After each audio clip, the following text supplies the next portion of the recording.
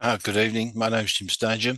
This is just a quick video catching up with some not quite so much breaking news. This is from the beginning of October. These are just a couple of news stories that crossed my desk, which I think have some relevance to people having IVF, particularly clients.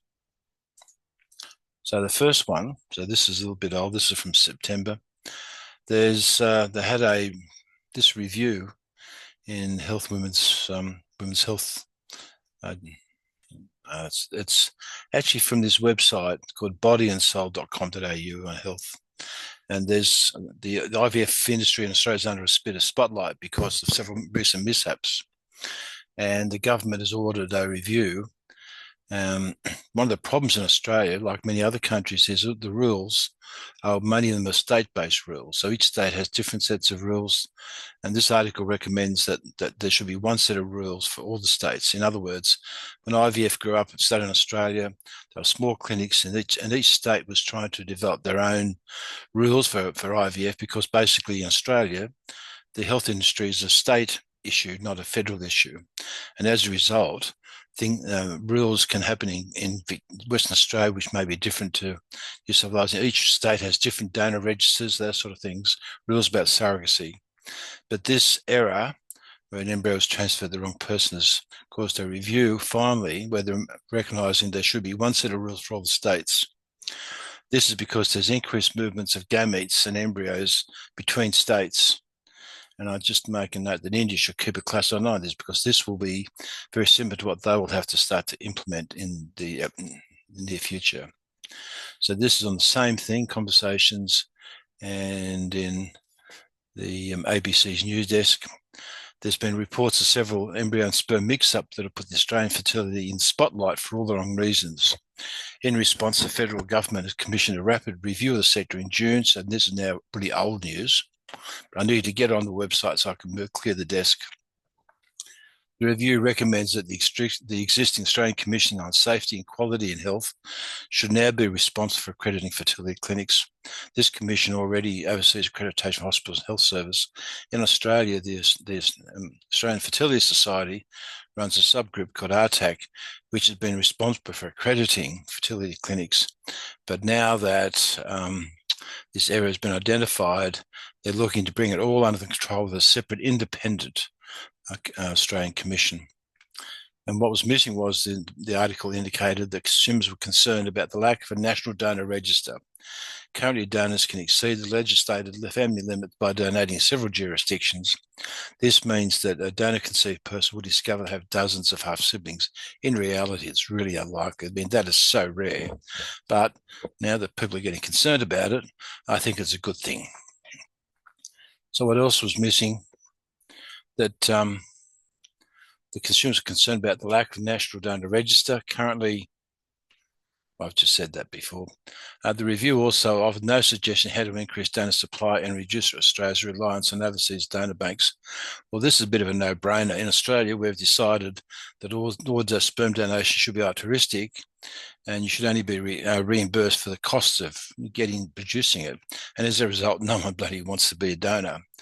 And so the supply is actually very limited, and it's all done by individual clinics rather than large main donor sperm banks. And consequently, most people go overseas to get the donors they want. So one suggestion I could easily give them is they just allow donors to be paid to do it and get rid of this altruistic need. And donors can either be altruistic or non-altruistic, and women can choose whether they want their donor to be an altruistic donor or a commercial donor. It also didn't address the issue of clinics advertising for patients. They also believe making complaints and misconduct information public is essential to improve transparency, but the review didn't mention this. And I think this is probably, IVF is now such a big industry. I think there is a complaints session that the clinics no longer should be able to maintain anonymity for it. And they, once again, they made another missed opportunity. The research shows knowledge about fertility in the community is low. Improving awareness can prevent infertility and reduce the need for IVF. I can't understand how anyone these days can say the knowledge notes on every newspaper. IVF is everywhere. This, just a quick one. This was produced in Fertility Australia in August. And I'm just making a comment that a lot of AI models aren't necessarily all that stable. And that you test, and that there is degrees of instability and inconsistency, which means that its reliability is some concerned.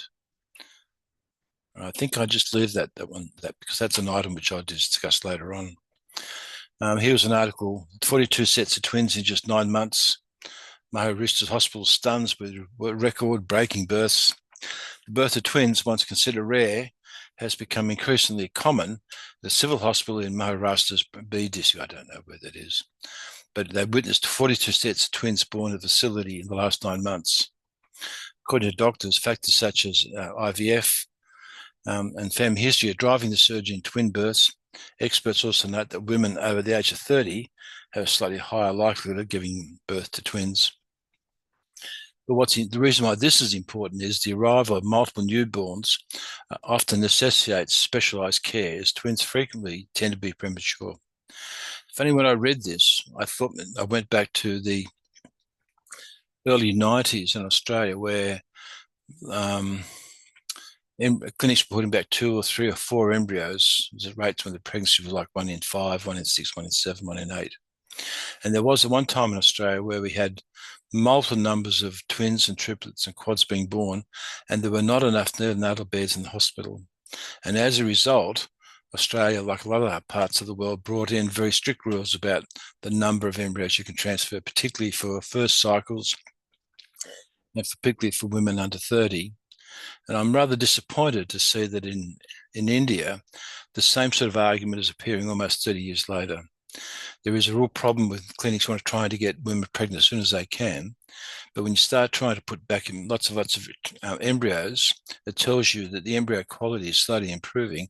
And India also needs to start regulating how many embryos they can transfer. There's another one which came from a website called yourtango.com. I have no idea what that is.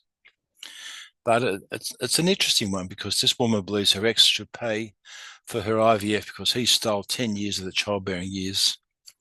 And I'm not going to buy into this argument, but I thought I'd just, because basically IVF is now so expensive and couples can commit huge amounts of money. So it's basically costs for IVF vary based on lots of different factors. But if this woman is specifically interested in freezing her eggs, CBS reported that can cost between $12,000 and $15,000 a cycle. There's an additional annual cost of $500 to $1,000 per egg storage, plus $10,000 for thawing them and transferring. And it went on to say it's not surprising that this woman would want financial compensation from her ex. She's going to be spending tens of thousands of dollars to have children, which is money she probably doesn't have, because they were so focused on his career. If she can't legally make him pay for it, it's a terrible situation. It shows just how complicated splits can be. No one deserves to be blindsided like this. So here's a situation where a couple come on. They decided to postpone their fertility and have some eggs frozen, which is it's just an amazing amount of money. And then they break up. And then she is then having to focus on what to do with these eggs that they belong to her. But she's making the point they both agreed on this pathway, and therefore he should pay. And I think there's probably some claim for that one. And there's another one. We're still talking about social changes. The Daily Mail.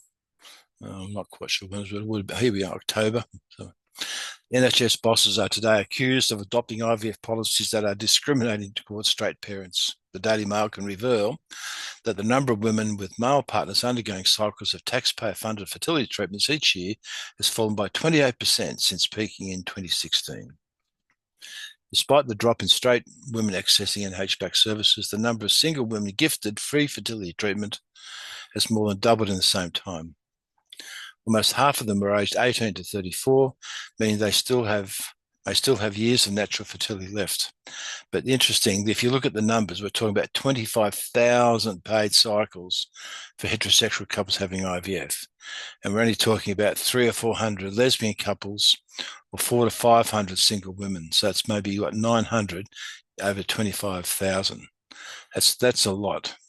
But this level possibly is not sustainable. It's a huge amount of money, but you can see it maybe leveling off here around about 20,000. So I think the numbers are a bit, the newspaper, I think, got the wrong end of the stick. And I just put this one back in just to remind us that a woman in Australia had the shock of her life when she came to know that the baby she delivered was not hers but someone else's because of human error. The fertility clinic admitted to the mix-up of the embryos, leading to the mother giving birth to someone else's baby. Okay, I don't need to say, I mean, this is a really tragic situation. And I have sent a couple of videos on this. It's a couple's worst nightmare. It's my experience that every clinic I've ever looked at or been visited, accredited, the documentation for these sort of errors mean it's really, really unlikely. I think that a couple should have a real confidence that the embryos that are transferred back to them have come from their genetic stock. But like all these things, the system is not without flaws, particularly when clinics are really, really busy, particularly on weekends where there may only be one or two staff members. The system itself is setting up to fail. And I suppose if they went back and looked at everyone being tested, been going through IVF, having tested, they'll find the error rate would be extremely, extremely low. And you would argue it should be zero. But I'd like to make the point that between 2 and 10% of all children born in the natural world are not conceived by the husband. And so the error rate inside IVF clinics, even that's a irrelevant piece of information, but the error rate, putting in context, is so low. I think clinics are actually doing a fantastic job. And even though this couple here has created a headache for them, and I understand that it's terrible, it's actually, looking at it, it really, I mean, it's about the one case in 25 or 50 years in Australia that's been documented. And here's another thing which is closer to my heart, from news.com. I did IVF and didn't get a baby. Here's what no one tells you. This is a side of IVF that is really talked about. Well, everyone talks about IVF and the chance of having babies. There are lots of failures. There are cases where women don't get any eggs, particularly if you're over 44, 45. There's a number of cases where you don't get fertilizations, and a lot more commonly if you don't get embryos that are normal. And often there are now, particularly with genetic testing, there are no embryos for transfer after blastocyst culture growing out to 5 days. And I said with genetic testing, that number is probably in the order of about I would think about 20%, maybe even more. So a lot of people coming in for IVF are giving all the news about what can happen, the success rates, etc. The success rates are nearly always pregnancy per transfer, hiding this number of women that pay huge amounts of money, or couples might be paying huge amounts of money and end up with no transfer. I think the IVF industry is becoming very fixated on success rates per transfer and ignoring the people that don't have a transfer. Well, that's my little brief news summary. I'm going to apologise that some of it might be a bit outdated. My name's James Danger. I'm an embryologist with my 50 years experience. I'm not a medical person, but this information is not medical advice, but it may help you in knowing what questions to ask about your treatment with your doctor and maybe help in understanding the advice you receive. If you like it, press subscribe and make a little comment and press like. And if you're part of the IVF industry, I'd also just like to recognise the sponsor for this is my own website called FerdAid, which is an online training program for IVF in andrology and embryology. And clinics that use it can take some confidence that the staff making decisions about which embryo to transfer, etc., are under constant review and assessment. The site allows, let's say, for andrology and embryology, you can enroll as a trainee or as a professional who can treat small clinics or large multi-lab clinics. It can be used for training, competency, and accreditation. And I think that is your lot for the time. I'd like to thank you. I know IVF is a personal journey that involves the action of many techniques, concepts, and staff, and helps to understand all aspects of that journey. I hope this information may be of value. If you like the information provided, please tell others about this and please subscribe. And at this point, I'll say good night.